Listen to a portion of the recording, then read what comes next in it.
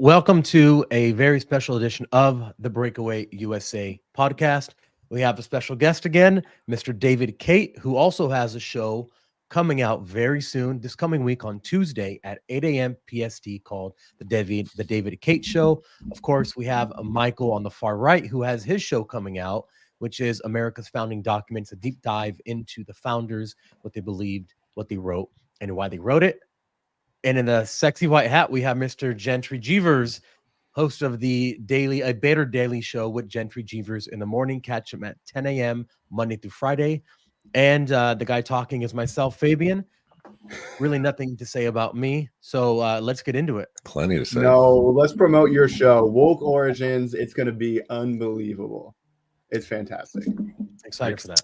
Excited to know where woke came from. Yeah. It's a lot of work putting into easy to understand terms. But I think that's one of your brilliances, making complicated subjects really simple. That's what I try to do. And the connections you make between things, they're amazing. Story actually. We're losing you a bit, Gentry. Oh no, I thought that was only me. Nah, I think he's a little bit frozen. We're having technical difficulties. Technical difficulties, folks. We need to get him a. You look good double. though in that frozen frozen picture. Usually, a great look. A Biden body double for Gentry. We should screenshot that look. That was good. Yeah. I think you're back. I'm back. Sorry, guys. Oh, there we go. He's broadcasting from the moon. I love it. The technical difficulties switched from me to you, Gentry. It's perfect. No, they're gonna come back. They're gonna come back to me. No, it's not. All right. So anyway, we have quite a number of things to talk about today. Number one is the rat has been expelled from Congress. A gentleman named George. Actually, he's not a gentleman. He's a conniving guy named George SANTOS, and he got the boot. They have not expelled a member from Congress in over 20 years. So he won the prize, I guess. He got the honor of it. I guess it could be a badge of honor. There are a bunch of sycophants in there too, or a bunch of psychopaths in Congress already. So I'd probably wear it as a badge of honor, but I don't. The reason he got expelled is a whole different story. So no. Yeah, so he got expelled because there's a lot of things. Obviously, at first it started because of not stating actual misleading facts, if you'd say so, during the campaign. And then recently it was a report that he spent almost $500,000 of campaign funds on OnlyFans subscriptions or exclusive subscriptions, whatever it is, right? But I just want you guys to think about this. This is, like you said, this is the first member of Congress to be expelled in like over 20 years, right? And how much corruption have we seen come out of Congress in these last 20 years? And for it to be just because of OnlyFans subscriptions, like them misusing campaign donations and whatnot, like there's the guy from New Jersey, a senator, that's receiving gold bricks in exchange for intelligence to Egypt, right? And they don't expel him. They don't even talk about expelling him. So I think it's wild to think about that. It was Santos, the first member of Congress to be expelled in over 20 years because of spending money on this. Because of OnlyFans. It's yeah. Let's be a little bit about poetic, actually. It's pretty funny. So he's the first lawmaker to be expelled in more than 20 years. He actually left before all the votes were counted. It takes a 2/3 majority of Congress to vote you out. So that's a lot of people. That means your own party doesn't want you there. The last time someone was expelled was Jim Traficante from Ohio, who had been convicted of 10 felony counts, including racketeering and taking bribes. So it says he has not been convicted of a crime, but he's been indicted on 23 counts related to wire fraud, identity theft, falsifications of records, credit card fraud, and other charges. He's been accused of using campaign funds on a number of luxury goods and treatments such as Botox. I guess Nancy Pelosi would be. Half of Congress is guilty of all these things. The supposed president of the United States is guilty of most of these things. The OnlyFans things gives it a little bit of a spin, but I mean, pay for play with China and foreign adversaries in, you know, and money laundering through Ukraine and Burisma and his son being a crackhead. I mean, these things are worse, arguably, but at the same time, this OnlyFans things really gives it a bad spin. It makes him creepy, makes him look creepy. It does make him look creepy, but I just want to say how ridiculous it is that he's the one that got expelled first in front of all of these other corrupt Right, congressmen right. that are literally getting gold bars and luxury vehicles and their mortgages paid off in exchange to give them or to give them intelligence that we have here in the US to these foreign Exactly. countries like Egypt. So I think it's crazy. But the one thing I saw there that the vote was 311 to 114. And we have 220 House members that are Republicans. So like you said, there's a lot of Republicans who kind of sided with the Democrats and voted him out of it. And that's what I hate. I mean, when the Democrats literally have gold bars exchanged for senior intelligence information to a foreign country that is not our friend, they don't care about it. The Democrats don't say a single word. They don't press this individual to be expelled from Congress, but Republicans, they're always so soft and it pisses me off all the time. I don't know about you guys. 100%. Yeah. So are you saying that you think that someone should have gone first and it shouldn't have been Santos, or are you upset that Republicans didn't rally around Santos and they basically voted him out, which means they are going to lose a seat? I would say this. I would say if the Democrats are playing this dirty game where they are acting like none of this stuff is happening to their own members, then I don't understand why Republicans don't play the same ball game back. I understand, taking the higher out here, The moral ground, yeah. the moral ground, right, and whatnot. But you have a very slim majority already in the House, and now you're just shooting yourself in the foot by not just at least rallying behind it, because I understand, it's like you could go back to your constituents and say, how dare you rally behind this guy who spent so much money on OnlyFans and stuff like that. I would just redirect the conversation from there and say, but look at the Democrats. They are literally exchanging exchanging intelligence with a foreign adversary of ours, I'd say, and are not doing anything about it. So kind of play this kind of political theater with them, essentially, if you'd say so. So here's something weird that just happened. Charlie Kirk almost took a line out of your playbook, David, and just tweeted something here, and we'll get it pulled up here in a second. But he basically said that George Santos was expelled and he was doing bad things, but he voted Republican, and it's kind of interesting. So what he said was that Santos is a clown, but a clown that voted conservative, and Congress is full of clowns. Republicans are hell-bent on losing. They're completely worthless. The GOP is not the party that wants to win. They want to lose while not being called bad names. Yeah. So apparently has a 96.27% voting record, I guess, of voting conservative.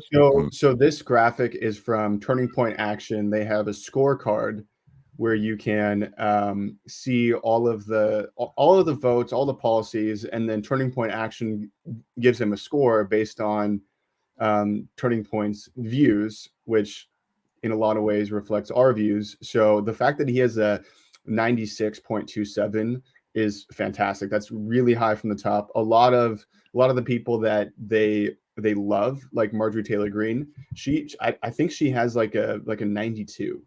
So the fact that George is up there with his voting record is phenomenal.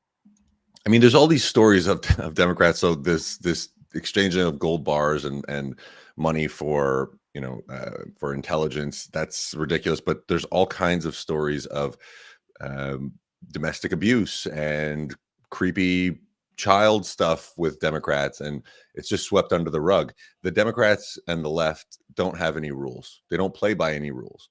And we hold ourselves to these standards. The Republicans hold themselves to these standards. But there's also division within the Republican Party, and you have these rhinos, these true rhinos, like Romney and Liz Cheney's gone, right? But Romney and these people, they are essentially Democrats. They align with everything that the Democrats think, and they truly hate MAGA Republicans. So there's this weird division in the Republican Party that I think is shifting in our favor. We're getting more and more of these MAGA true American patriot senators and House representatives, but it's still very divided. So yeah, we need to start, not holding ourselves to these standards, these rules that the Democrats aren't, because at the end of the day, we want to change laws in our favor. We want to, have the House and the Senate vote on things that we care about. Like Charlie Kirk's saying, and like you're saying, David, we're losing here. We want to lose. Well, Yeah. so from my perspective, I don't give a crap what letter you have in front of your name, what you claim to be.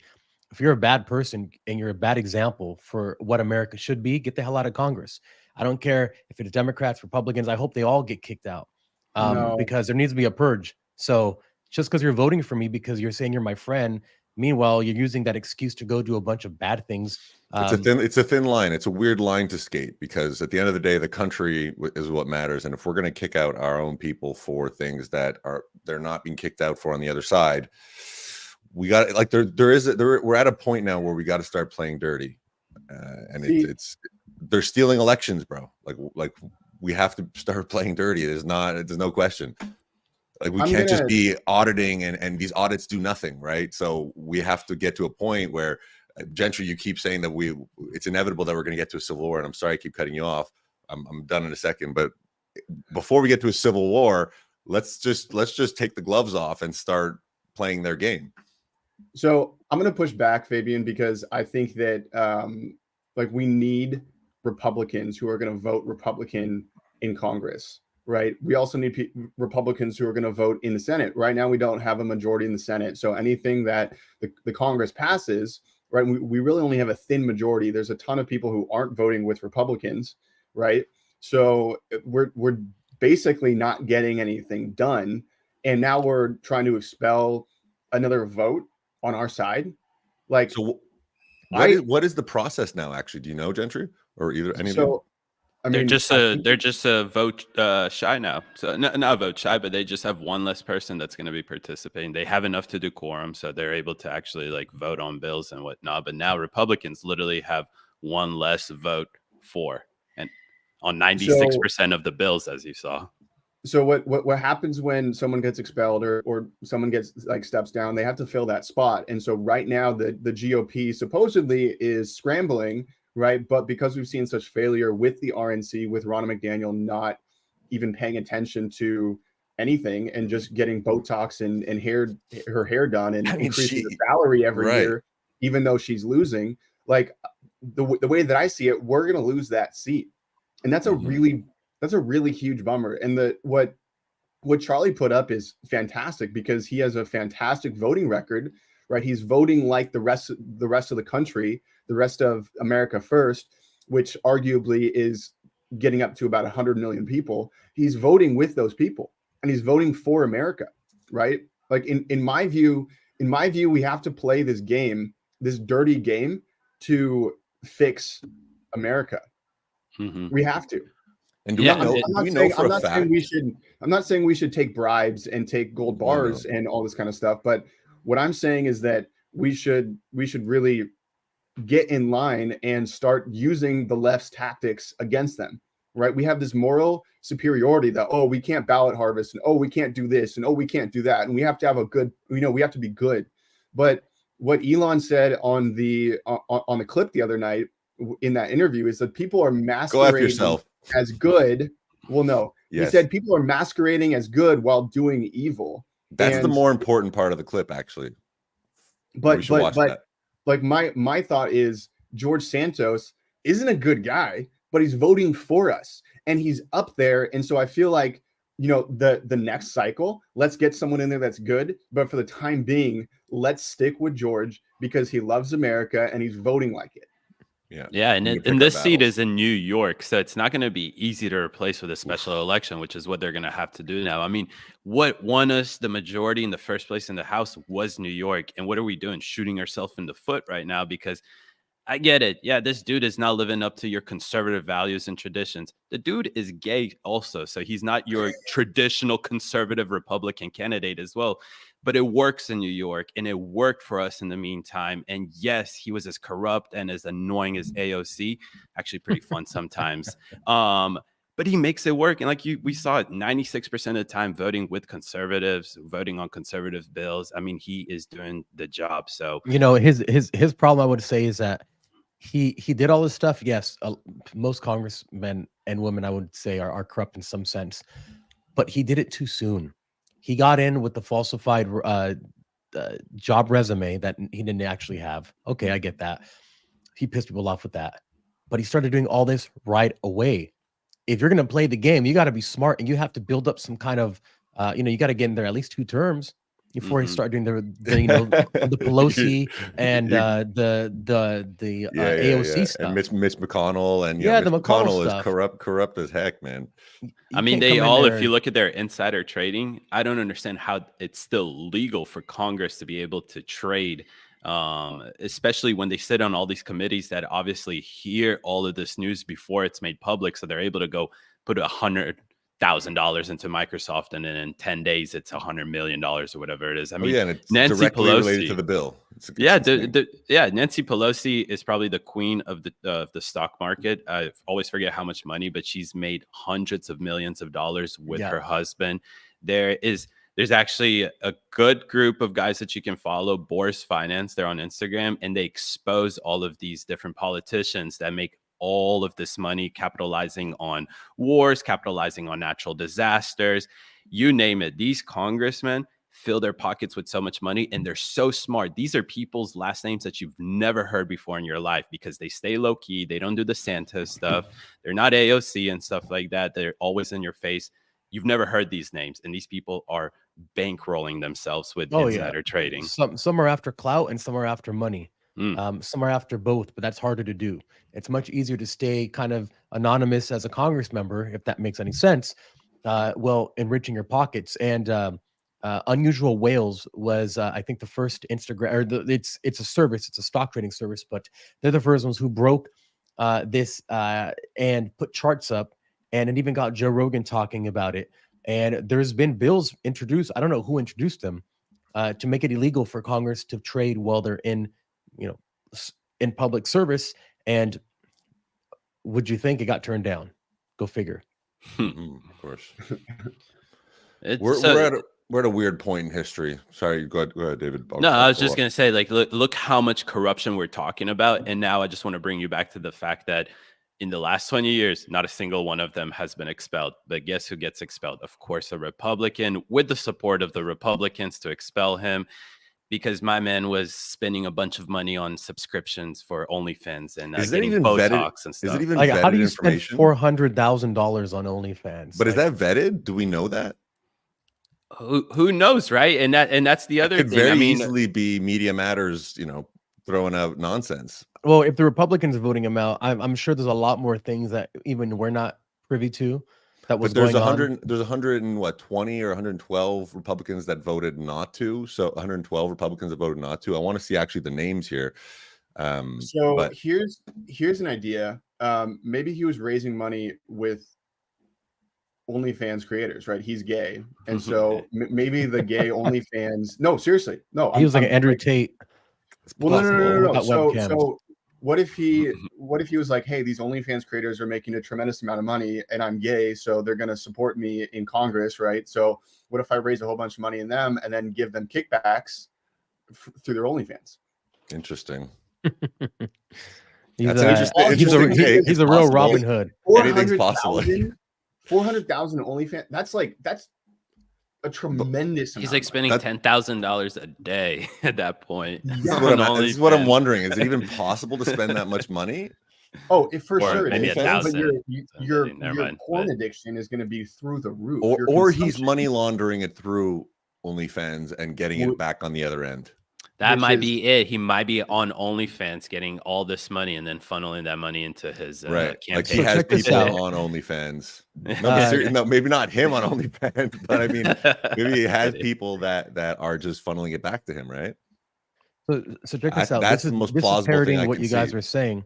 The Right Angle News Network said, "I, as a Republican, am quite frankly sick and tired of playing by the same rules that we keep playing by. That makes that keeps making us lose. If the Democrats and the left are going to play by dirty legal tactics to win, so should we. We need a party of unity that stands tall with, and it keeps going. But essentially, it's parroting what you guys have been saying. Yeah, it's just a losing track right there. You trying to, I get it that you want to keep up the conservative traditions, the values, you want to make sure that the candidates fit that, but not right now when you have a slim majority. I mean, every vote counts, and when 96% of the bills that are being passed, this man is voting on in a conservative way, keep him in there. Who cares? Well, just Let's at go least next thing around. at least go, yeah, exactly. At least go to the next election and don't just make this rash decision right now, which it's completely going to hurt all Americans, not just the Congress, right? The effects are going to be drastic on everything that is being passed. Yeah, I was just thinking. So I've been hearing about George Santos. They've been trying to expel him for over a year. Yeah, as long as I can remember. So that means that in between that time and now, he had ample time to do some kind of restitution, apologize. I don't know, do something to stop doing what he's doing, number one, and then do something to make amends and make people forget this. We know that people forget news all the time, 24-hour news cycle. What was it about him that continually made people want to get him out for over a year? Was he just not willing to work with them at all? Did he think he was bigger than the establishment? I don't know, but it's interesting that this thing kept coming up, yet we see a lot of inequities from other congressmen. They're here one day and they're gone the next day. And we know the power of the media, right? When they want to take action, when they want something to happen, when they want Brett Kavanaugh to not be sworn in, when they want Clarence Thomas in the 90s and Anita Hill, they'll make up stories. This is a very easy one to throw out there, and we're talking about it. I don't know whether this is accurate or not. I don't know if this is vetted information. This $400,000, where did it come from? It's hard to tell. I don't know. So I have a thought on this. I don't think that he should apologize at all. Just to take a playbook from every comedian we've seen in the last 3 years, like, you just don't apologize. If you offend people, you just suck it up. There's a fantastic story going around from Matt Rife. I don't know if you've seen him, but he had a pretty colorful joke on domestic violence, which honestly was really funny. And he got canceled online. He was just like no one goes see his shows, blah, blah, blah. He's a terrible person. So he put up an apology, quote unquote. And he said, hey, here's my apology to anybody who's offended. And then he posted a link to a website that he created with special needs helmets. So hey, if you are offended, you probably need to get one of these special need helmets. Who did this? Matt Rife. Matt Rife. Yeah. It's so freaking funny. And he just went on Jordan Peterson yesterday. And it was a fantastic podcast. But my thought is, like, don't apologize. If you're offending people, then you're probably doing something right. You're probably doing something right. Right. But so right now I'm looking at a New York Post article talking about Santos and what he's done. And I just sent you in the chat, Fabian, a clip of him saying, I just found out what OnlyFans was 3 weeks ago. I don't know. So is he lying? He lies about a bunch of stuff, right? Lying. Everyone and their mom knows. Okay. So this is very like $100 billion market cap. What? OnlyFans is like $1 billion company. Yeah. But okay. Everybody knows what OnlyFans is. Okay. Yeah. Oh, for sure. So he's brilliant, though. Can I tell you a story about the guy behind George Santos? His name is Vish Burra. So this guy has this incredible rise to power. He got arrested for drug selling. Why am I selling drugs? He got arrested for selling drugs. Drug dealing. He got arrested for selling drugs. And then a few years later, he's the one that got the Hunter Biden laptop into Bannon's hands on War Room. And so he's from New York. He got involved in the Young Republicans Club up there, which is a really powerful one, right? Because Trump's from New York, blah, blah, all this kind of stuff. But he's had this incredible rise to power. And now he's the marketing genius behind George Santos. And so for sure, Vish told him to say, hey, I don't know what this is. Yeah. That's a great tactic. So Vish Burra is, I think, a genius. He got George Santos elected in a lot of ways, right? He made him a very electable character. The messaging that this guy is coming up with is like gold star level stuff. Oh, and he was a producer on The War Room. Vish, yeah. Yep. So he went from Steve Bannon's like War Room. being like a scumbag to being somebody in the movement just almost overnight. Wow. So he And busted he a He Vivek. actually got on Jimmy Kimmel. He was on busted a Jimmy Vivek Kimmel? on us. Yeah. Vivek. So I posted a TikTok in the chat about him being talked on from Jimmy Kimmel. Oh, Jimmy Kimmel spoke about him. He wasn't on Jimmy Kimmel. Yeah, because he was talking about George Santos and the whole controversy there. And Okay. We got another story, right? We got Santos expelled. What we got after that? With a childhood pneumonia? What are we talking about? Let's see. Do we want to? I would like to look at the clip of Elon actually, but the second part of it, everybody knows the go F yourself, but the part of people wanting to look like they're doing good while doing evil as opposed to actually doing good. Do we have that clip? So the Jimmy Kimmel one is queued up. Oh, beautiful. Yeah, so we can watch We've been that talking one. about Vish Burra. And while it's always a shame when we lose a monologue subject as rich and wonderful as he is, you know what I'm going to miss even more when he's gone? This guy, his inexplicably happy sidekick, Smiley McBeardman with the sunglasses stapled to his head. I feel like we never really got a chance to know him, and now I'd for sure let him walk around with me if he wanted to. I wonder, yeah. And that was posted by Vish Burra, actually. Yeah, right. Yeah. Vish. But there's a longer clip that talks about like his background and everything, and Jimmy Kimmel is just dumbfounded by how this guy got to where he is. Everyone is. It's amazing. Political genius. Knows how to operate those campaigns. I mean, let's get politics is all theater. So if you're a theatrical person and you're out there and just over the top, you're like a WWE character, right? Like a Sting or like a Hulk Hogan, or then people are going to notice you. So Politics is mostly entertainment, right?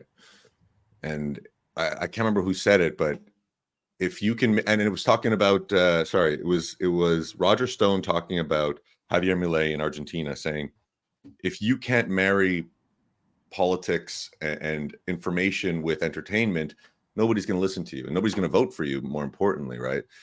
Unfortunately, it's a popularity contest. Why did AOC get elected? It's a popularity thing. It's all about presence. It's not about substance, right? I mean, we can see that with Fetterman, but I mean that he's a different issue. He was pushed through. He didn't even know where he was at when he got elected. Yeah. Probably some election fraud there too, to be honest. Oh my gosh! Can you imagine over Dr. Oz, who was making like the household name? succinct... Who the hell is Fetterman? Who the hell is this guy? Philadelphia is a hotbed for it. It's a Democrat machine, the DNC machine. So we have another story that's really important to talk about. Fox News is reporting that childhood pneumonia outbreaks could be the next COVID, and they're calling it the white lung syndrome. Man, they're going to try anything in time for the election to get mass mail-in ballots. And now, notice they're going for the kids. Is that right? Are they saying it affects kids? Well, COVID affected kids more than adults too. No. The whole thing, the that's what they were myocarditis saying. stuff. Yeah. Oh, I mean, the whole myocarditis. Oh, I think you're talking about myocarditis. Myocarditis. Sorry. Well, let's not say that word, especially if we're on YouTube. But yes, actually both of those. But I think people can surmise what we're talking about. Actually, you know what? We got away with Pizzagate on YouTube. It's up. They didn't take it down or anything. Really? Yep. Wow. No strikes. Nothing. Wow. This This story, though, it's so funny to me because if this is the same time that it happened last time, like right Mhm. before the new year, and it made its way out of China to Europe. And I saw that it was in Europe a couple days ago. And then yesterday, the first cases here in the US and in Ohio and Massachusetts. And it's kind of like, is this that's the problem that COVID brought in all of their false information that they were given to us. Like when this stuff happens, like the first thing I think about is like, is this even real? Why are they doing this? Is this in perfect time for the 2024 election? Like you were saying, to push a bunch of different types of Mail-in ballots. mail-in ballots and stuff. And but the other thing too is that I hope that if that does happen and they take on this, mass mail-in ballots thing, that at least us Republicans have learned our lesson from 2020. Nobody's falling for this. Nobody's falling for this. Well, look at these pictures, and I know this is Fox News, Democrats might. They want more. They want more ouchie Fauci's, right? They didn't get enough. This is these are just I don't even know where they got these pictures from. Stock Stock photos. photos of a little girl with a teddy bear, and then a little Stock girl. photos. None of these children are Chinese, and apparently it's in China. So maybe they just don't have enough. There's a baby. It's just some weird. Okay, so one of the important Who's things the about marketing agency that's putting out these stock photos? That's Why? so weird. and why Yeah, is it's Fox like- News? Oh, they have stock photos for everything. Well, I saw this story literally a week ago when there was like a big, large uptake of kids going to hospitals in China, in northern China, with unexplained pneumonia. And I actually talked about it on the podcast with my buddy literally a week ago, and we were just laughing about that. Next thing I know, it's in Europe. Now it's here in the US. It's literally Exactly. following the same pattern that COVID went through, right? Oh So my God. what is supposed to happen? And now, I don't know if you saw this on Fox News, but GOP senators call for China travel ban to prevent mystery illness spread. I mean, we're It's the literally same tactic. Same tactic. And it's Republican senators. It's Mark Rubio, JD Vance. Okay, JD Vance, MAGA breathing, right? Rick Scott, Tommy Tuberville. What is going on, man? These people are pushing for restriction or travel restrictions from China, a travel ban essentially, and it's like it's identical to what was happening with China or with COVID. If there's one thing that I'm learning about these people who are trying to pull the strings, is that they're not very creative. So they're using the same storyline, like you said, but also when Mike and Gentry and I were on a podcast, we discovered that Brazil and Bolsonaro, they're using the same exact storyline that they used to ban Bolsonaro from running, that they used with Trump. They accused him of inciting riots at the Capitol. They accused him of I guess apparently you can't contest an election there either. Mhm. And he is banned until 2030. The Supreme Court of Brazil banned him until 2030 from running. The It's the Supreme Court of Brazil exact is a same- mafia, man. They're all appointed by Lula, who is a socialist and who is essentially the installed. And he's a convicted criminal for money laundering and for selling Brazil's natural resources to foreign countries. He was a convicted felon. He was not allowed to run, but right in time for the election, the Supreme Court justice cleared him of all charges so that he could run. And the Supreme Court justice was appointed by him and is one of the most corrupt people in Brazil. And they have their own army, actually. Wow. So there's Gentry just sent something. Apparently, it's Robbie Starbuck also calling for a travel ban to China, which is interesting. It makes sense, honestly, because if it's again the same thing that happened with COVID, the same thing that Trump did, it did save a bunch of lives. I personally think, right? We can have this debate if you guys want to, but no, let's not have it. if Trump's actions by closing down the border right away, and everybody, all the Democrats, all the legacy media calling him a xenophobe, being like, you're racist, blah, blah, blah. Nancy Pelosi going to Chinatown and saying, look, I'm fine. Everything is fine. Business is thriving, all this stuff. While Trump is getting heat for kind of putting a travel ban essentially on China, I'm sure that kind of saved a lot of lives by not letting all this COVID run into our country, like Italy, for example. Italy got destroyed. Yeah. Gentry, you want to read this from Robbie Starbuck? Yeah. So Robbie is quote tweeting Alex, and he's saying, I fully support a travel ban on China. This is what me and Jack Posobiec called for the world to do before most had heard of COVID. It's not worth the risk of lives, and universal mail-in-ballot scam 2.0 happening again. Stop travel to China until we know what's going on. So it's pretty clear what he's calling for here. Saving lives, number one. But then number two, we don't want a repeat of 2020 in the slightest.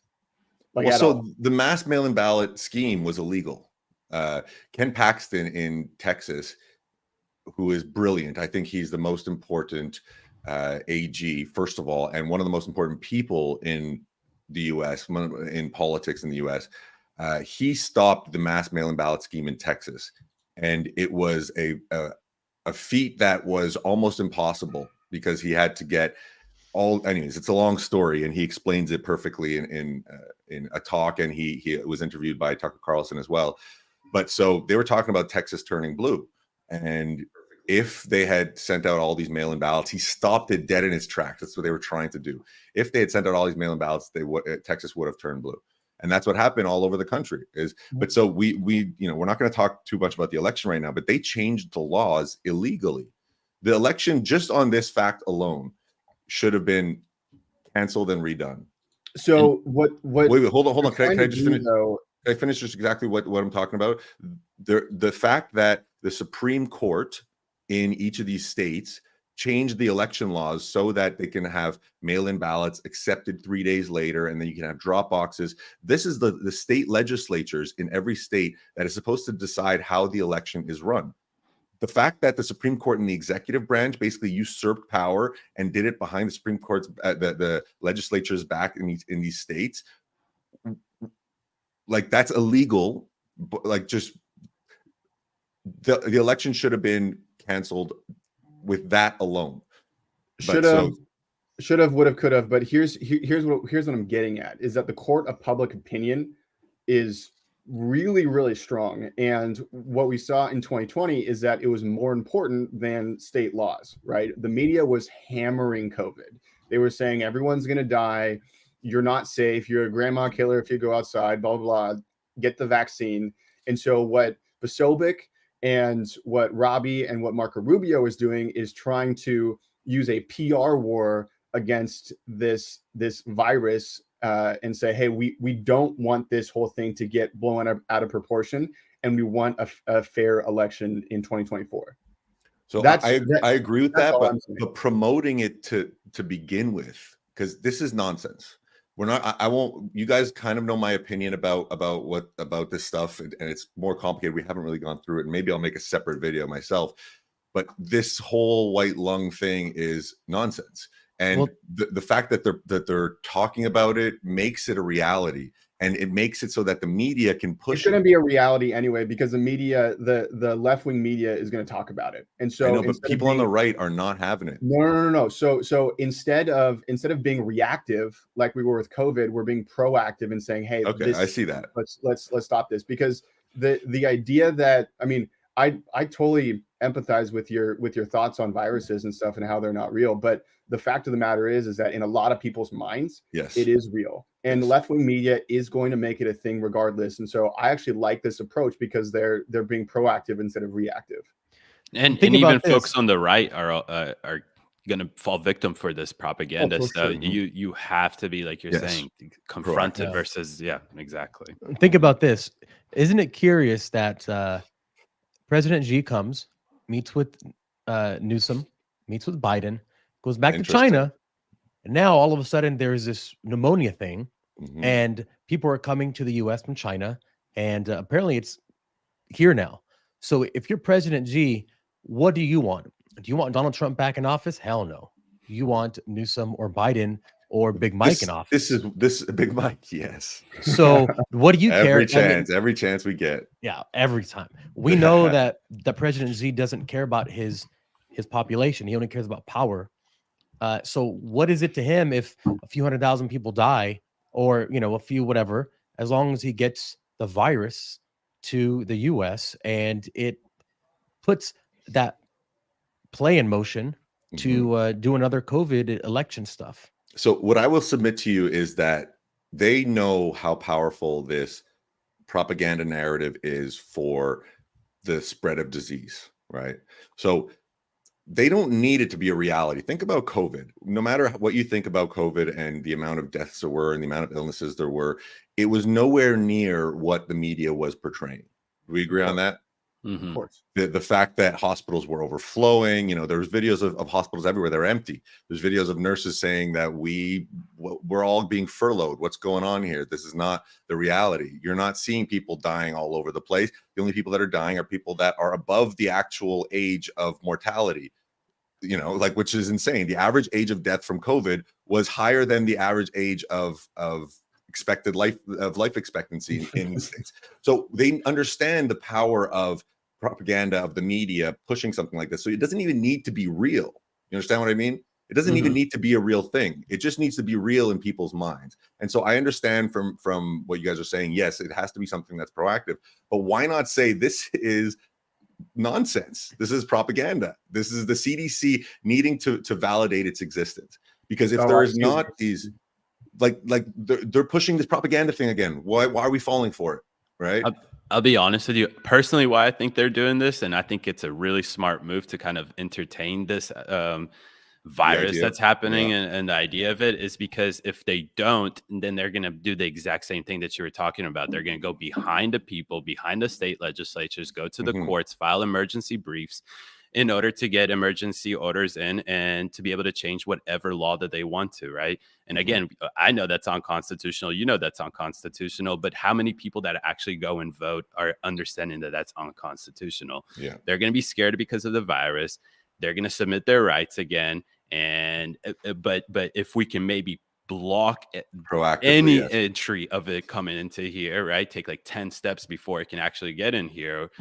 We can maybe avoid the media ever even having a chance to kind of scare these people, and given these, these political groups the ability to go file emergency briefs in courts and whatnot. So I think it's kind of a smart move personally, but I totally understand what you're saying because, in a sense about them talking about this, they're making it a reality when they probably shouldn't. But yeah, I think they're taking a couple steps forward, like a precautious step. So, because you're right. It does exist in the public conscience. So there is something to be said about that. Like my views on the matter are very much on the margin, on the outskirts, but they need to be more popularized because, and we should, one time you guys should indulge me and let me explain to you my full opinion.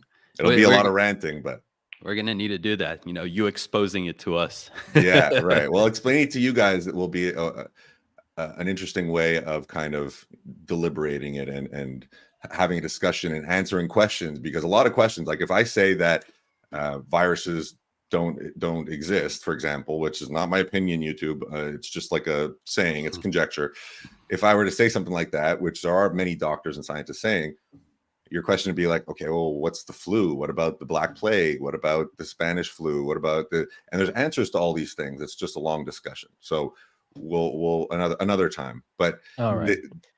The idea. All right, let's go. No, I was gonna. I thought you were done. Yeah. I was actually gonna. I'm never done, Fabian. You have to cut me off, otherwise I'll keep going. I was actually going to talk about the next story that was sent in. Can you actually play the video I just sent? The last thing I gotta get it queued up for. Is it regarding this issue or? Yes, it's regarding this issue. So just to cap it off. Hold on a second. You'll see what I'm talking about, and you've seen it before. It's just hilarious. I'm just curious though if they're really trying to use this virus as a way to kind of change election laws again. They didn't even change election laws the appropriate way, so I don't even know what to call it. But now at least the state legislatures are awake to it. Mm-hmm. Well, what happened in Georgia? Honestly, the Governor Kemp, or the Secretary of State Brad Raffensperger, one of those, we still don't know who, went behind doors with Stacey Abrams and her kind of political group or whatever, and signed this emergency. I always forget the exact word. Or whatever. Yeah, that legally goes around the state legislature. So Mhm. You know, you have a Republican figure signing things behind the backs of state legislature. So But at the end of the day, legally, that's the thing that the Democrats have figured out, is that legally is a matter of subjectivity. They can say it's legal, it's all conjecture, it's all words, it's all rhetoric. And they understand that the reality of it, the binding reality of the constitutionality of it and the legal aspect of it is irrelevant. As long as they say, like, they'll like the footage of State Farm Arena of them pulling ballots out from under the table, right? Clearly, this is after hours. They kicked everybody out. There was a supposed water main break, and they're pulling out ballots. And they're like, "Oh yeah, this is completely legitimate." No, it's not. Like, all they have to do is say, "Oh yeah, look, your eyes are deceiving you." yeah. So, Michael, you're 100% right. That's why the mafioso approach to the government, I mean, they're making what they want to have happen, which used to be illegal, legal by passing laws in the dark and signing emergency things and manufacturing, a virus that makes all of what they want to have done legal. Right. Can you, right. Fabian? Can you play this quick? Yeah, I gotta pull it up. 1 second, guys. I do have something pulled up now. Let's That play it is- and then go there. yeah, we'll go back. Well, yeah. So let's go to commercial so we can get this thing pulled up.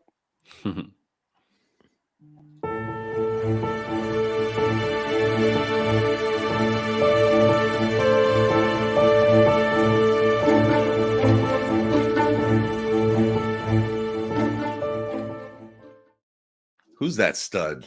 Who's that stud? Right? What a beauty! And I like This going video for it. might get us kicked off. You think? YouTube. Okay, forget about it then. Yeah. Forget about it. But I mean, you just We describe will it. post it on our X. Go check it Yes. out there. Yeah. Yes. Yeah. So, but it's well, we're it's- live, so we can't do it yet. But Yeah, so it's- it's the video of, for example, of all the body bags, and you have some guy smoking a cigarette, like underneath the body bag. Oh, that one will get you removed. Yeah, we're not putting I've that. We'll do posted that that on X. several times on Instagram, and it just Yeah, but it's a compilation of all of them, right? You have a picture of this guy carrying a body just with like one hand, like what the Yeah. Well, I No. mean, we all know that every crisis, they always say never let a good crisis go to waste. So we've seen a lot of that in the and if there's no Russia-Ukraine crisis, conflict. if there's no crisis, you invent one. Yeah, and we've seen a lot of it in this Hamas Palestine thing happening now. And actually, I don't know who sent this, but I do want to pull it up because has to do with this exact thing. There is apparently a doll that was being misrepresented as a child by someone in Palestine, I believe. I mean, we've seen a lot of this stuff, but it's just, I don't know. I think it's a lot of copycats that are trying to do it just to get clout, and they're not doing it right because you need a full production team for this. But it's so make stuff obvious, up. so it's a little odd to me. Check this out. So the Palestinian woman surrounded by media shared tears while clutching a plastic baby doll during the staged Hamas propaganda video. It's so obvious. Like that's really bad though. Like really bad. Wow. It's ridiculous. It's insane. But like, why would you have the cameras so close to the fake doll? You know what I mean? It's weird. This entire video is this weird. footage of it though is probably on somebody's phone, and they're kind of like trying to figure it out. No, well, there's a camera to the left of it taking Yeah. close pictures of the mother. Yeah. And I don't know. I mean, if Weird. anyone has a take on it, it just doesn't make any sense. Well, and look at all the confused faces around him. Like everyone's Like, like, what's "This is going a on sad over here?" scene, supposedly, but what the heck is going on?" Yeah, no one's like sad. Everyone's kind of just sitting there a little confused and looking what's going on. Yeah, I mean, you this see that guy to the right. He's just like, Mhm. here, right here. Yeah. Yeah, he's just like, what the heck is going on? Yeah. But so it's hard to know even if this is in Palestine or if this is somebody, like you said, that is staging this to actually make it look, because it looks horrible. This is This is definitely in Gaza, and for all we know. It could, but this is definitely in Gaza, and this is classic propaganda that Hamas wants to put out here. You can see another one of this doll ones, right? But this is exactly what Hamas does. They want to put videos like this out, so a bunch of people, the international community, could feel some type of way, some grievances for these individuals, so they can pressure Israel to stop what they're doing. You see this all over Twitter. I mean, I follow every single one of Hamas's spokespersons, right? And they're not legitimately Hamas spokesperson, but they're demoralized Western idiots, right? Useful idiots that propagate Hamas's narratives and talking points so the international community could press onto Israel to stop this stuff, right?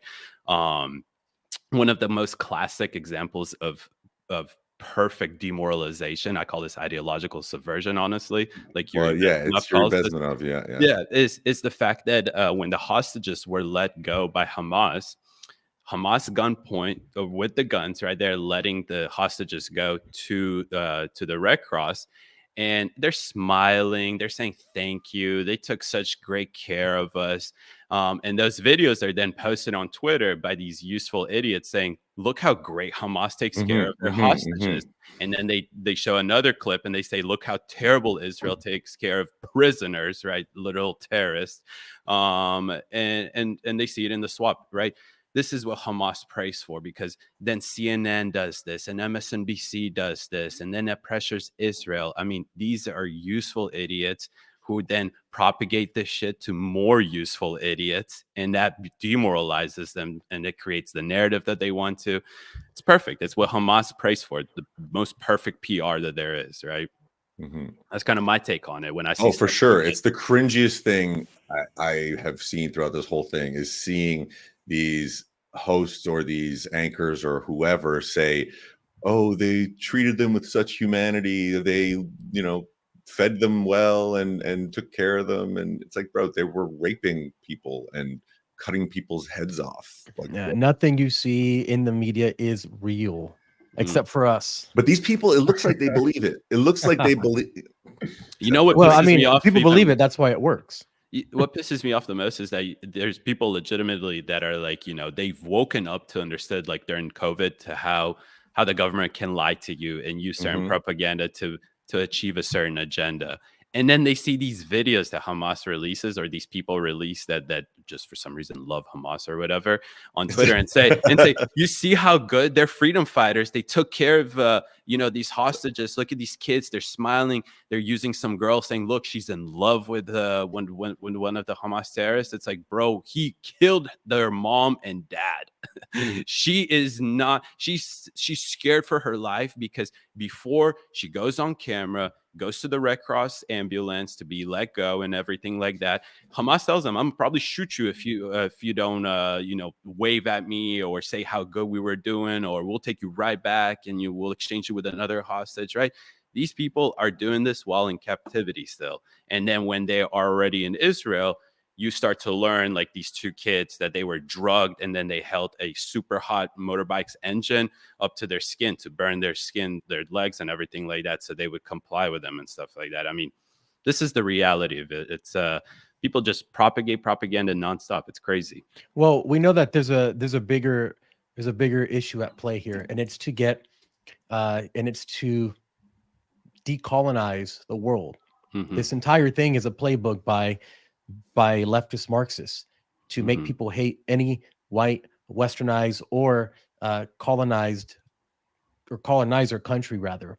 And the biggest way that anyone could kind of put this into perspective, if you're a big supporter of this BLM pro-Hamas kind of thing, ask yourself, if BLM literally stands for Black Lives Matter, why is it that they have never spoken or pushed the massacres that are happening in Sierra Leone? Why is it that they never push the issue of the Uyghurs in China, who are also Muslim, who are being subjugated for decades now? Over 2 million of them live in an open air prison. They have no rights whatsoever. They can't procreate with each other. It's because they're but not no being one told ever to. talks about They're that. not being told to be outraged. Well, So- not just not to be outraged, but it also breaks their narrative, right? Because like you nailed it on the Oppressed spot. versus All of oppressor. this is, yeah, exactly. It's a decolonization ideology. That's why you're able to see these pro-Palestinian, pro-Hamas, rallies super identical and lining up together with BLM. Essentially, you kind of have individuals that don't politically have the same ideology, but yet have the same ideological drive when it comes down to decolonization, which is a Marxist ideology at its rawest, right? It's the idea that they want to abolish, instead of property this time, they want to abolish white, or what it's like to be white, right? You don't essentially have to be white, but you may act white, right? Whatever the hell that even Whiteness means. This is what they call whiteness, it. right? Whiteness, what they call it. This is critical race theory's words, right? Kimberly Crenshaw, one of the most biggest advocates of critical race theory, she calls herself a neo-Marxist because she believes that she needs segregation. She believes that policy that is not rooted in race is not a society that is not colorblind is racist. That's what she believes in. She believes that white should be abolished, right? And then you kind of listen to these what I call Hamazis, right? Individuals who are Hamas and Nazis together. They they peddle. I mean, they're Hamas and they peddle an ideology that is a very Nazi-like, right? So these individuals, right? They have this decolonization characteristic of where we're oppressed, right? We're oppressed by white people, even though Israel is not white, right? They just want to believe that, right? They're Semitic. And- They're the same origins to, way back, but yeah, exactly. And right? They just peddle this decolonization ideology. That's why they fit so well with each other with BLM. And in reality, it's just a call to abolish what it means to be white or whiteness, right? Yeah, you get a bunch of people who have been oppressed, and you get them all together, and you make a bunch of oppressed people, and then you have a bigger army to fight whoever your perceived enemy is. But there's one curious thing that I actually, Gentry and I spoke about this on his daily show yesterday, I think it was. But there's a video of a white Dutch gay guy on a train said that he voted for Geert Wilders, and they're asking him, why as a gay man would you vote for a far right politician?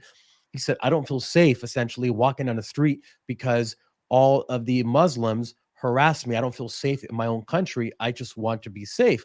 Now, as a leftist, this is the ultimate conundrum. This is the ultimate paradox, because if it's all about levels of oppression, and the more you're oppressed, the higher you are on this like Christly stoop, then a white gay man is oppressed. Yes. Muslims are also oppressed. Now, It's so when you absurd. have a There's gay, 1.5 billion Muslims in the world. yeah, and when you have a gay guy who's voting for the enemy because he wants things to be normal, now who as a leftist do you support? Do you support the oppressed gay white man, or do you support the oppressed Muslim people? You cannot absolve that. There's no way that you can fix that unless you get all Muslims to be okay with gay people, and that's not going to happen. I mean, So, it's cognitive you are stuck. dissonance. It's cognitive dissonance at every level. These ideas conflict in their heads, and I don't know how their heads. You're don't being explode. too nice. These are just demoralized, useful idiots, because Yes. these queers for Palestine would love that. They're like, yeah, send me to Gaza. I'll be your social justice warrior. And they're just sitting there. They're like, yeah, we'd love that. We all enjoy rooftop parties, if you know what I'm talking about. They don't have any It's rooftops anymore. Exactly. That's on point. I just, It's a dark but way to the go. crazy part is you don't see any protests, pro Hamas or pro Palestinian protests in Saudi Arabia. You don't see them in Dubai, in Abu Dhabi, in Qatar, even where all the leaders of the Hamas live in their massive mansions. Why is it that you only see it in Europe and in America? Isn't that curious? Because of their I know that's kind of like an open air question, but the reality of it brings me back to what I was talking about. The fact that their PR is so dang good. Yeah. They're able to be like, look how oppressed we are. They even have LGBTQIA, whatever alphabet soup letter you want to throw in there, protesting for them. when they know they go there, they would literally be baffling. headed. It's baffling. Yeah. It's the long march through the institutions, and Noam Chomsky is the centerpiece of this propaganda campaign. This guy for years, he's a god to leftists. There's a movie actually, Mr. Fantastic, I think it is. It's Mr. Fantastic. No, it's not Mr. Fantastic. Whatever. But so basically, it's this family that lives off the grid, and they pray to Noam Chomsky. they have a picture of Noam Chomsky, and there's this guy raising his kids, and they literally pray to Noam Chomsky in the movie, and it's like semi serious. But so when I was younger, I thought Noam Chomsky was an absolute genius because this guy's memory is very. I read a lot of Noam impressive. Chomsky when I was in college too. Mm-hmm. But this guy is completely out of touch. He is a perfect example of somebody who completely espouses this idea of oppressor, and Israel's response to Hamas is not is not equivalent, if you will, or proportional. But so as you go over time, you understand that this was all nonsense. You listen to Thomas Sowell say that Noam Chomsky doesn't know what the hell he's talking about. Anyways, that's a long story, but do we want to actually, we've been yapping about this. Gentry, you want to have a take on this? What is your controversial take on this? I'm sure you have. My controversial take, I think that Hamas needs to be destroyed. That's not that controversial. Well, for you, you know. for me, it's not. You're right. It's true. Did you guys see the Marco Rubio video yesterday? Yes, that was really good. No, he bossed it. Mm-hmm. It was actually really good. So, I mean, David, you want to kind of talk about what the video is while I try to get it queued up here? Yeah. Well, basically, like some lady was by his office asking him, "Will you call for a permanent ceasefire?" Right? And he kind of looks at the camera and he's like, "Are you recording? Good. Once for all. We're not going to push for a ceasefire, basically. There's absolutely no reason to. We're going to obliterate Hamas. Not them, but, Israel will." Here's the video. You can do it much better. There's goes so hard on her. We can't hear it. I think you need to redo it and share the audio, Fabian.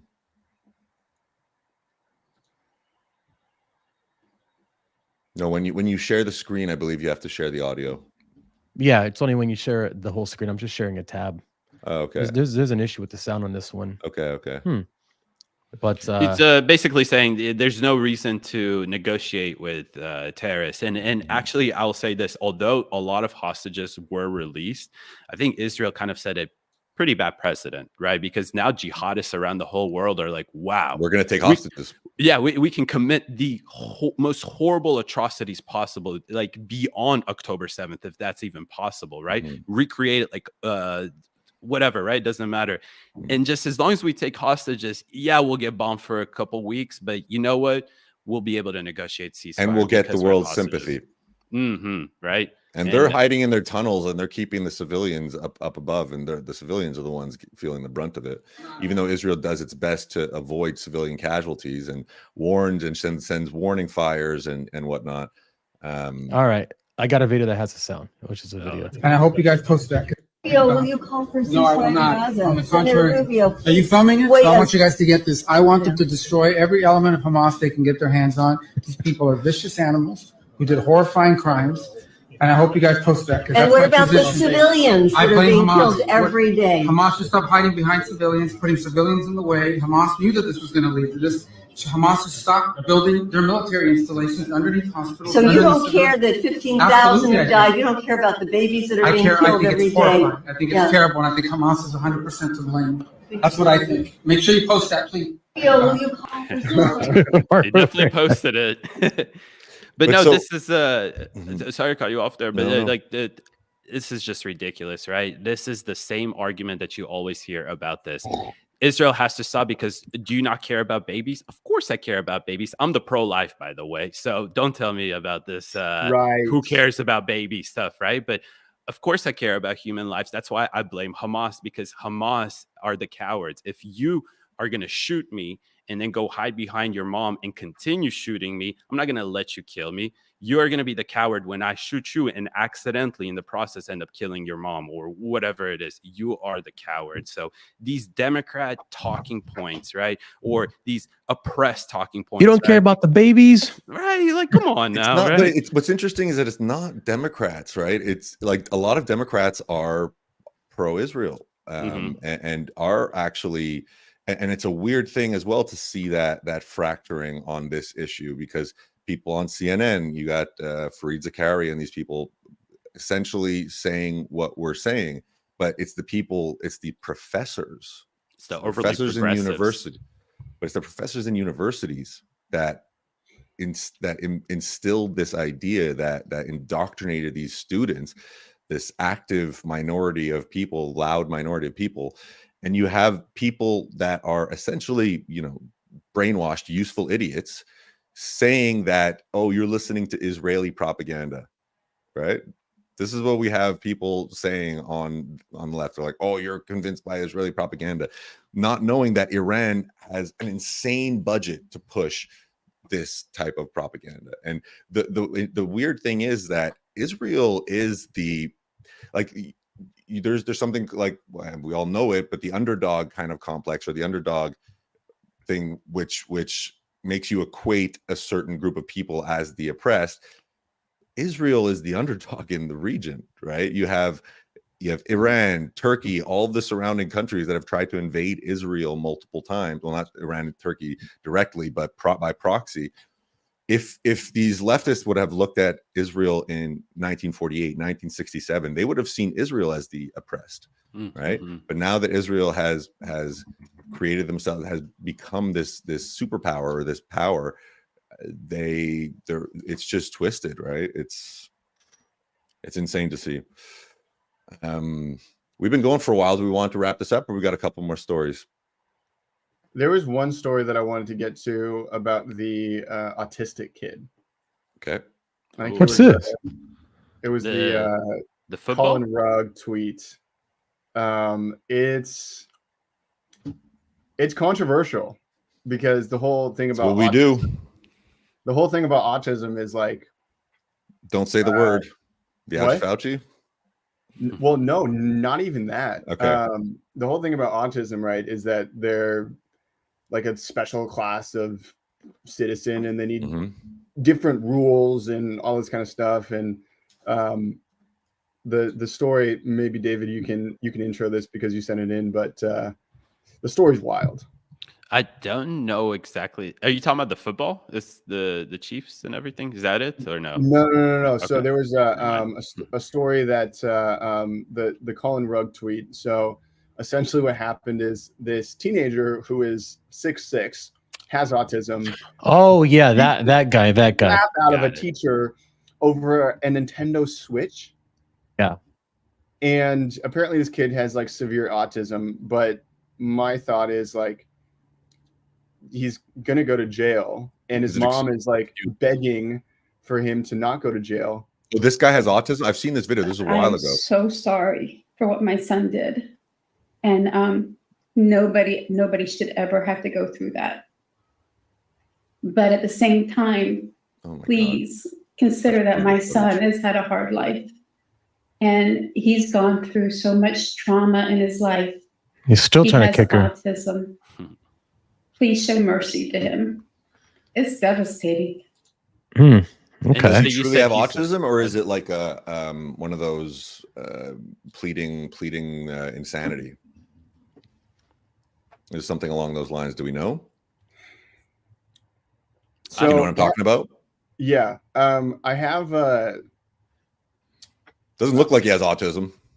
So, I mean, there's a lot of people who have autism that don't look like they're on the autistic. spectrum. Sure. One of the characteristics of it is that whenever you get into fight or flight mode, you just get overwhelmed with all these feelings and emotions that you just don't really know how to deal. So your impulse control goes down like crazy. Now, this kid probably got dealt a really crappy hand, but one of the responsibilities that you got to do is figure out yourself and understand how this all works. because I mean, your impulse control just goes down. You're right? still You're just responsible for your actions, man. Like a- Elon Musk is technically on 1,000%, the spectrum. And if 1,000%. Elon Musk were to do that to somebody, he'd be going to jail. So Yeah, no, you're 100% right. It's in high school, right? This was a high schooler. I think so. So that's one maybe conflicting thing, right? So he's still under 18. Perhaps And he's he's still still figuring learning it out. how to do that, right? And then I would say to advocate for the most, like, because when it comes down to like gun things, right? I think a lot of that can be avoided with a lot of kind of attention given to mental illnesses. So he beat the living crap out of her, left her She's face first. unconscious, Oof. and everything like that. So obviously there should be some kind of accountability for that. But I think that perhaps maybe, I'm not sure exactly how this started, but maybe there's a little bit of negligence on the school as well. I know this is unusual, my point here that I make, especially with adults, but somebody that's in high school still, middle school, right? Maybe they're still trying to figure that out. And maybe the institution that's supposed to be there to kind of guide them or provide these, safeguards and whatnot wasn't there for that situation. But then yet again, I mean, this was over a Nintendo thing, and he just lost it. And so I don't know. Well, I'm really torn apart. Yeah. What's here's the thing. Okay, so imagine what this kid did because he had a Nintendo Switch taken away from him. Now, I'm not in that home. I'm not the mother, and I don't claim to know what the way she raised him or didn't raise him. But if a child is going to lash out because he got something taken away, that I assume that tells me by process of deduction that the mother never took anything away from him at home, never put him in his place, never said no to the child. So when he first hears it, he's never been, not even my mother does that to me. Who are you, my teacher, to take that away from me? No, not going to happen. Now, is that what happened? I don't know. But logically thinking, I would assume that it's probably along the correct lines. And I actually like that too, because you actually made me think about this differently. I mean, this should be placed on the parents, right? On the mom, if there's the dad as well, right? This should fall back on the parents, right? Bad parenting or no parenting, right? And even though your kid might be autistic, might be still, a minor and whatnot, still that is bad parenting. I think you're right, Fabian.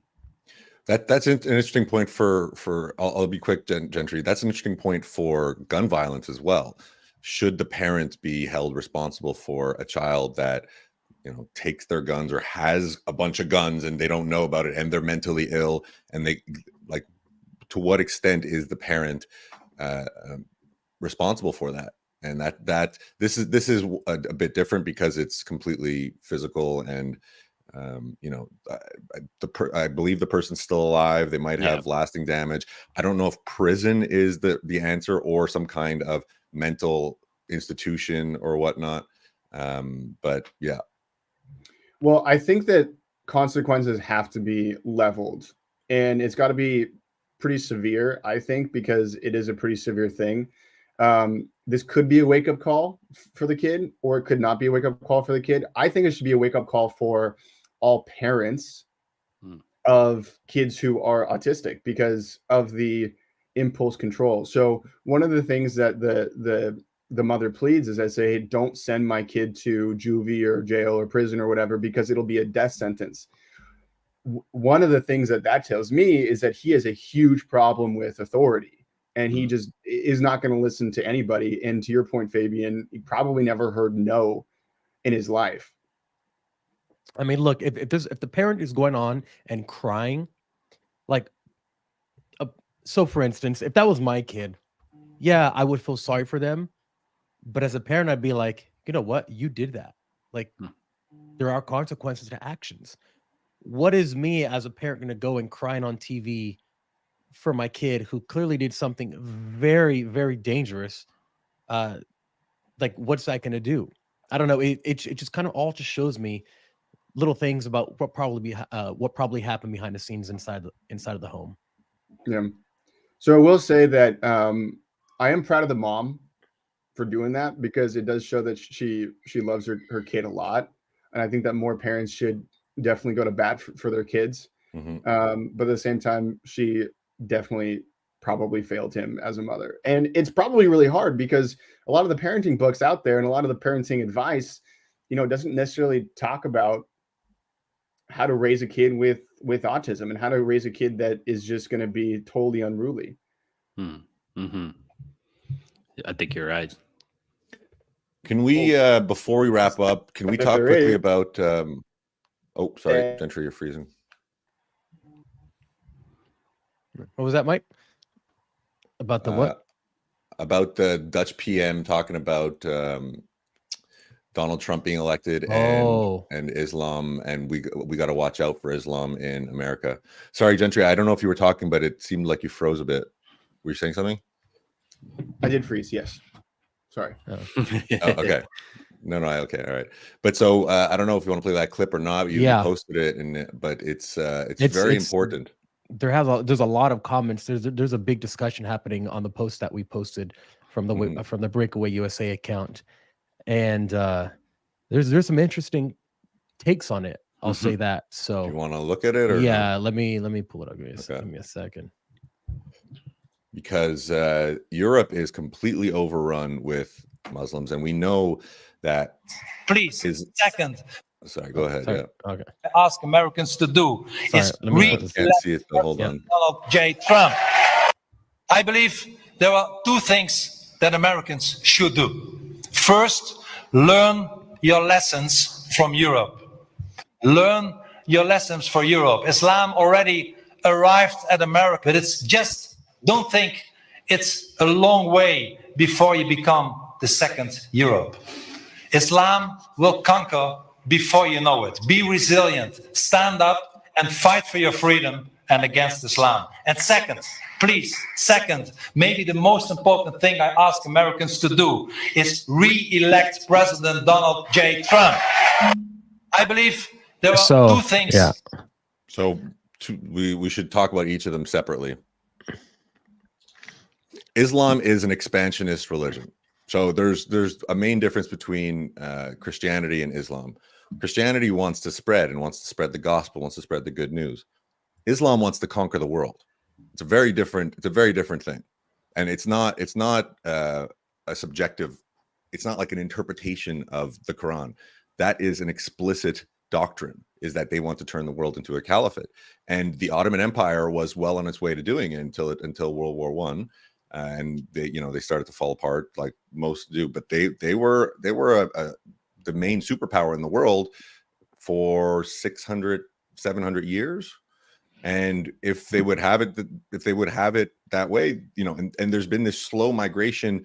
It's not that slow, actually. It's pretty aggressive migration into Europe. And you have, England being completely overrun. You have the Netherlands being completely overrun, France, and you have these people that don't want to assimilate. They want to turn the country Islamic, essentially, and turn it into a caliphate. And we got to watch out for that here, because we want people to come here. We want immigration, but we want people to retain their religion and their culture. But you need to assimilate to a certain degree. You need to kind of agree with our value system and our morals. Otherwise, you're just going to try to alter our country. Yeah, no, I agree. Alexander Solzhenitsyn, author of the Gulag Archipelago, he when he came to the U.S. and he taught, showed the Americans what socialism really is, what communism is, that gulags exist and stuff like that. Americans don't really like to be lectured by foreigners. So I admire that this guy kind of stayed in his country to tell this to Americans, because maybe they'll actually listen this time around, because he's 100% right. Obviously, we should elect Donald J. Trump again, right? Because America First policies, I think that was an explosive thing for the Republicans. I think the Republicans were on their way to like a 20, 30-year loss with these boring kind of same policies that we had. But he forced Republicans and Democrats and independents to rethink immigration, trading, all this great stuff, right? Europe messed up, right? And we were telling them this for a while. If you take in all these refugees from the civil war in Syria and the destabilization in Iraq because of ISIS, and in Syria with the caliphate and everything like that, you're going to end up, Arabs, unfortunately, and let me restate this properly. Muslims, when they come to your country, they don't take on your country. They don't adopt the culture or traditions or stuff like that, like Jewish people do or stuff like that. They come there to conquer it. They precisely say that what they're trying to do in Spain is exactly what they tried to do in Syria and Iraq. They're trying to create a caliphate, and guess what? They're going to implement as their ideological like laws that govern this Sharia law, which not a single woman here in America would support. Probably, I mean, I'm sure some would, right? But the reality of it is that you're unknowingly, right? Michael, you're 100% right. Is that they're going to come and they're coming to conquer the world. So we should we should pay attention to this. And I want to be really specific that not all Muslims do this, right? Not all, but there is a big portion of it that wants that comes to your country and it essentially forces you to adopt their ways versus adapting to the country's traditions and values. So, and I think why he says Trump should be elected is because he's the only individual that I believe that I could see. I mean, I like DeSantis as well, right? So maybe those two are the individuals that could actually stop this stuff, right? That could put harsh immigration policies, say no to refugees as much as the international community is crying and stuff like that. So it's kind of my take on that. You have a take on Trump? What was it? Sorry. Oh, my bad. Go ahead, Gentry. I love this guy. I think he needs to keep saying what he's saying. He's getting a ton of backlash. If you go back to the Breakaway USA Instagram page and read through the comments, it's split down the middle, and I love it. So yeah, it's great. One thing that I'm thinking about during this entire, now we have a new enemy, right? The Muslims. Why is it happening? Who is the one that's busing them and voting them to these countries? It didn't happen randomly. It's my favorite guy. It's done by these NGOs that Michael absolutely hates. It's done by Mr. George Soros and other NGOs to destabilize a country. It's done on purpose. So yes, the religion is a religion that wants to spread. Okay, got it. But who is responsible for bringing just tons and tons and tons of people to a country so fast that there's no time to assimilate? Because we know that there's a lot of Muslims that live in the country that are assimilated. I have people DMing me. They even got mad at the protests where they were protesting the lighting of the New York City Christmas tree yesterday, saying, I can't believe these people are doing this. I'm ashamed to be called a Muslim along with them, because they don't stand for what I say. I love America, et cetera, et cetera. There's the Cloward Piven model where you just inundate a country with immigrants until you make the state crumble because it can't support all the immigration happening so quickly. So yes, the religion is that, but also this is being done for a reason. No, you're 100% right. There's always an intention behind it. And if you look at these pro-Hamas rallies, where does the money come from? George Soros. Where does the money come from for majority of education here in the United States? From Qatar. Qatar funds literally. I thought China funds all the most money, but it's Qatar. Exactly. Yeah, Qatar has spent so much money. Qatar spends $450 million a year funding university programs. Right? University programs. And I want you to think about this. Qatar's economy is a tad smaller than Iowa's. So if Iowa was given $450 million a year to some universities, there's a foreign country. What the frick is going on? Right. So you're right. Follow the money. These people have a reason why they're wanting all of this to happen. Right. I believe that it's an ideological drive that is Marxist, right? Because they don't believe in borders. They don't believe in nation states. They believe in collectivism. These are Marxist ideologies at its best. So well, I have two small points. Maybe they're not that small. Sorry. But they're it's the same thing that we were talking about before with leftists not having rules and using Saul Alinsky's playbook and making us live up to our own standards. I can't remember exactly how the rule goes, but they're using our own moral high ground or our own moral value system against us, because they use this idea of immigration. Oh, we're all immigrants and we need to, and they're using it against us, when we understand that, look, this is an established country. There's established borders now. It's not the 1700s. It's not the 18th century or even the early 20th century when borders are still being drawn. Where the modern world is very different, and we have these social programs and we have taxes and blah blah blah, and you're going to destroy a nation if you allow all this influx of people. The second thing is, Islam is two things, and it differs from a lot of other religions in this sense. I'm not sure if Judaism is like this, but Islam is a religious spiritual has a religious spiritual side, but it also is a political doctrine, and it is a set of legal principles, which is Sharia law, that it dictates how to govern a country.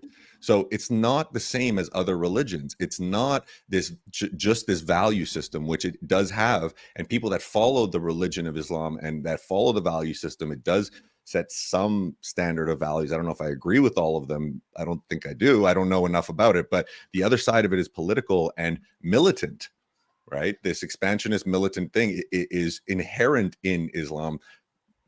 Muhammad was a military leader who sought to expand, and we spoke about this briefly, and I'll end it here because otherwise we can go on forever. But the Crusades are seen as this evil thing that Christianity, killed a bunch of people in the name of religion.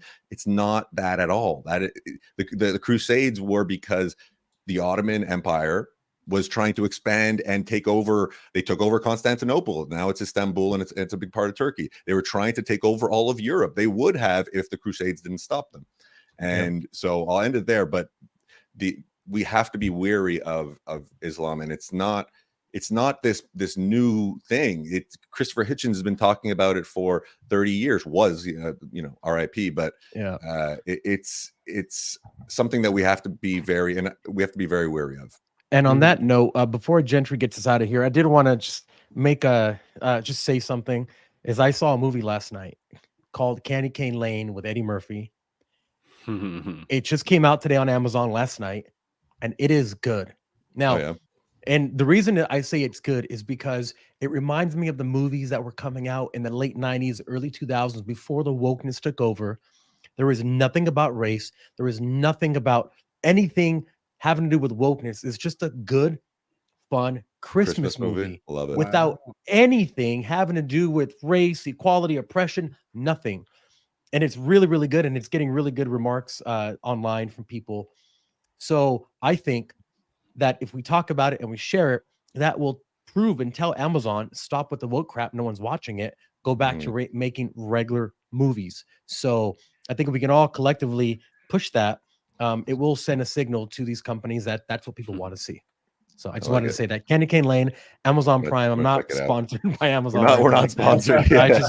It was just refreshing to see. Yeah, promote the unwoke. We just want to tell you the truth and all the good things, as long as the bad things that are going on in this world. Guys, thank you so much for watching. If you've watched this far, don't forget to like, subscribe, share, join our newsletter, all the things. Support us. We are, all the things. We're trying to build up this breakaway_USA platform to spread real news and our takes, and we are taking over. So it's gonna be amazing. We are. Anyway, thank you so much for tuning in. Retweet, share, all the things. See you guys. See ya.